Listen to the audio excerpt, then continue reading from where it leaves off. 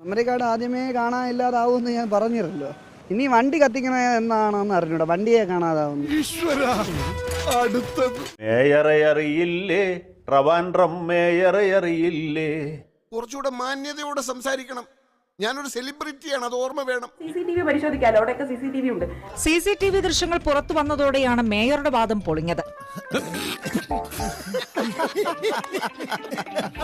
പ്രധാനപ്പെട്ടൊരു തെളിവെന്ന് പറയുന്നത് ഈ മെമ്മറി കാർഡ് തന്നെയാണ് ഉണ്ടായിരുന്നത് ഇത് തന്നെ. പക്ഷേ ഇത് നശിപ്പിക്കുമെന്നുള്ളത് ഞാൻ നേരത്തെ പറഞ്ഞിരുന്നു.